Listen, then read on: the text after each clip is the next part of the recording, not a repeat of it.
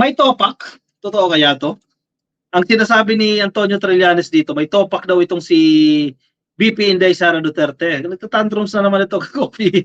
At alam mo ba, ini-issue niya ngayon si Marbil, itong si PNP Chief Marbil, Kofi, ini-issue niya.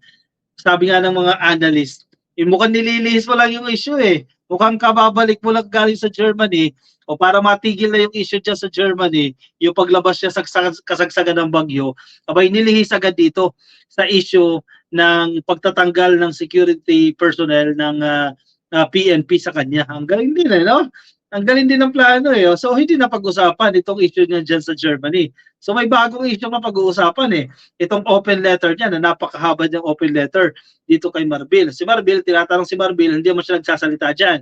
Diba, umiilang siya dyan eh. Nakita ko yung interview niya sa media, hindi siya nagbibigay ng komento, no? Kasi kahit na kino-corner siya ng media, hindi nagsasalita ang media. So anyway, actually hindi lang si Trillanes yung nagsasabi nito eh. Marami pa eh. Marami pang mga politiko ang nagsasabi na parang isip bata naman yan, itong si Inday Sara Duterte, just sa open letter niya na yan kay Marbil. So anyway, dito muna tayo kay Trillanes. Sa headline ito ng Abante, Trillanes sa open letter ni VP Sara kay PNP Chief Marbil. Ayan, may topak. Alo, totoo ba? May topak daw. Ano ibig sabihin ng topak, di ba? Minsan, ibig sa atin may topak, no? Pero sa mga ganito katataas na posisyon, hindi ka dapat may topak kasi nakadepende sa'yo yung buhay ng maraming Pilipino, no? Napareact si dating Senador Antonio Sani Trillanes IV sa inilabas na open letter ni Vice President Sara Duterte laban kay PNP Chief Romel Marbil nitong Lunes, Hulyo 29. Actually, wala nang galang-galang eh doon sa open letter na yun eh. Romel lang ang tawag eh. No? So kung babastusin siya ni Marbil, pwede din. Tawagin niya lang din Sara, wag ng Vice President. Total, hindi rin naman siya ginagalang eh. Romel lang ang tawag sa kanya eh. No? Sa X, sinabi ni Trillanes na mali sa maraming paraan ang inilabas na open letter ni Duterte. Sige, anong pinupunto dito ni Trillanes? The open letter ni VP Sara is wrong on so many levels. But let me just summarize my conclusion. She is an entitled, agree ako dyan ha, sobrang entitled ni Inday ha. She is an entitled, privileged child having temper tantrums because her security detail was reduced from almost 500 to 300. Saad niya sa kanyang tweet sa X. Agree. Napakarami pa rin yan, Ka-Coffee. Ilan lang naman ang natanggal eh. Kasi yung 75 na yan, mula sa PNP, support lang yan sa security niya na mula sa AFP, mula sa Armed Forces of the Philippines. So yung 75 na yan, initially, ang plano niyan, alisin lahat yan. Kasi napakarami naman eh. Diba? 300 plus pa rin yan eh. Yung 75, ang plano ng PNP dyan, alisin na yan at i-deploy yan sa iba't ibang mga lugar. O sige, medyo naging considerate pa dito ang PNP. Tinirahan pa siya ng 45. Diba? Nabawasan lang yan. Tapos, maggagalaiti siya ngayon. Galit na galit siya ngayon kay Marbil. Grabe naman yan. Isang tao lang yan. 500 na security para sa isang tao. Naman masyado yan. Daig mo pa si Trump yan. Daig mo pa ata si PBBM yan. Ngayon, nagsusumigaw siya sa online, sa social media. Dahil nabawasan siya. May punto si Trillanes dyan. Sabi ni Trillanes, this is shameful display of psychological instability. Clearly makes her unfit for BP. Ayan. Kailangan ba ipa-psych test yan? Ayan, pwede niya siguro yung mga DDS, ipanawagan niya, hindi yung si PBBM yung pinapanawagan niya na magpa-drug test yan. Baka kailangan niya rin ipa-psych test si Inday Sara Duterte. Di ba? Gawin niyo rin. Para makatulong din kayo sa kanya. Di ba? Matatanda. Para as early as now, ma-detect na yan, masolusyon na agad yung problema na yan. Kasi ang daming Pilipino, Vice President yan, paano pag nawalang presidente, di siya papalit. Kawawang Pilipinas yan. Imagine niyo na lang kung maging presidente yan, may topak, sabi ni Trillanes. Ako, manggagalaiti na naman sila sa kay Trillanes dahil sa sinabi na Trillanes. Matatandaan na nagpatutsada si VP Sara kay PNP Chief Marbil matapos ma-relieve ang 75 na tauhan ng PNP Police and security groups sa dating nasa poder niya para sa kanyang protection. Samantalang sabi niya, kaya niya naman mabuhay ng walang security. Bakit for the longest time, 2 years lang nasa sayan, hindi ka naman na nag-volunteer. Sige, PNP, masyado nang marami, 500 na yung security ko. Sige na, buwasan nyo na, kasi kaya ko naman mabuhay. Hindi ngayon na kung kailan tinanggal na, doon sasabihin na kaya niyang mabuhay ng walang security. Medyo yung inconsistent yun ha. Sa Facebook, naglabas si Duterte ng 4-page open letter para patutuhanan ang kasinungalingan umano ni Marbil ukol sa pagbawi ng security team ng Office of the Vice President. Anong sa inyo dyan, ka-coffee? Anong sa inyo dyan sa topak ni Inday Sara Duterte? Sabi ni Trillanes, tinotopak ito. Paano na lang kung maging presidente yan? Ako po. Galing magpalusot ni Harimau ha, ang yaman balak bilhin ang bahay sa tuba daw pag-aari kuno ng korporasyon. Yung korporasyon, siya din ang may-ari.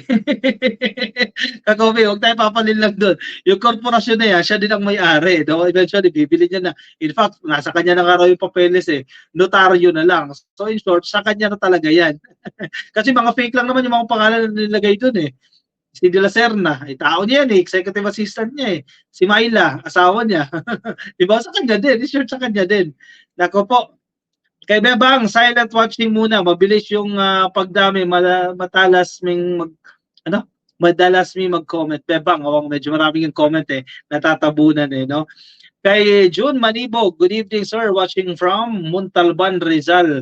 Happy viewing po sa inyo. Kay Raymond Ariver, halata na ba na nagsisinungaling si Harry Roque at yung jowa niya?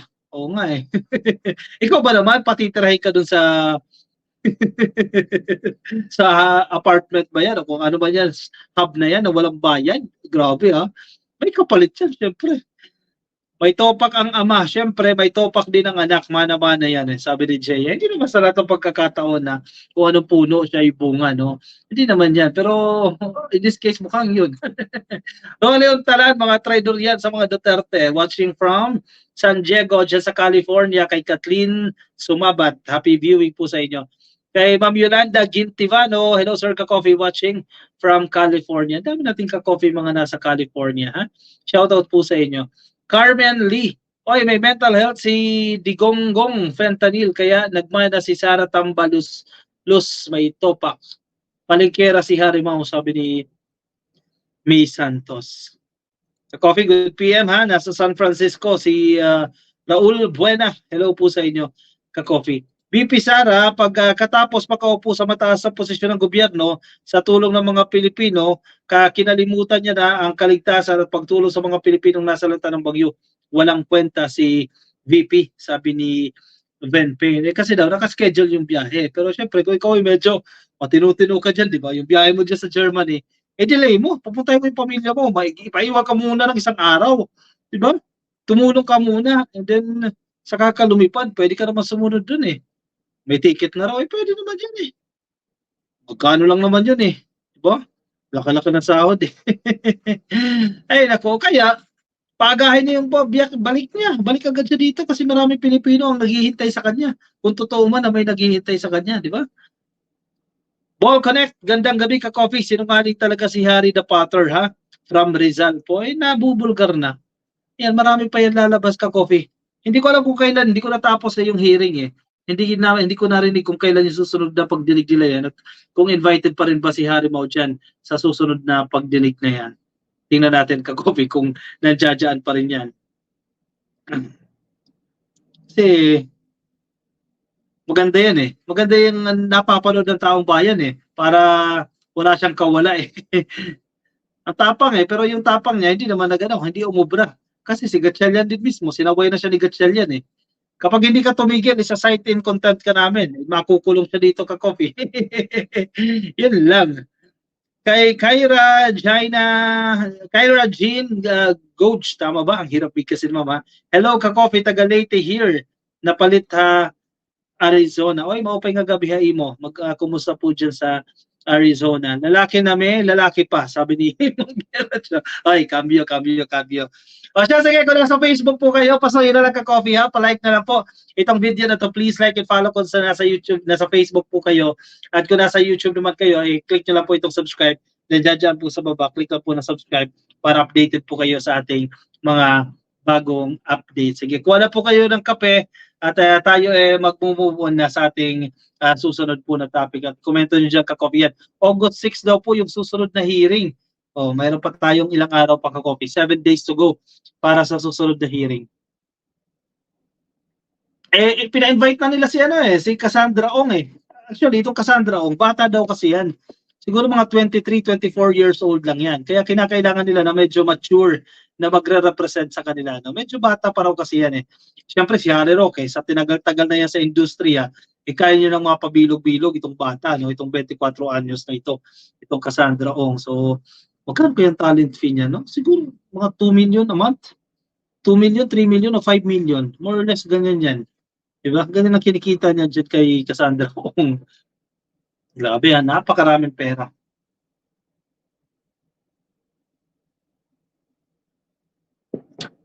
Yan, game over na si Butanding, sabi ni Ma'am Sandra Valdez. Hindi pa, hindi pa. May, pero ano na, tumba na. Tumba na. Eh, sabi niya, concerted effort daw yan eh. Sinisiraan na siya ng sinisiraan. Huwag siya mag-alala. Marami-rami pa yan ka-coffee, lalabas yan. Sige, chillax lang siya dyan. Konting kampante lang dyan. Billion. Ang assets ni Harry Roque nasa billions na, I think so. Nasa billion na yan. Wala na sigurong balak tumakbong Pangulo sa 2028. Sino si Inday? Pwede ka copy, no? Kasi ano na, nag-self-destruct na siya. Anyway, sige, kuha na ng kape at move on tayo sa ating next topic.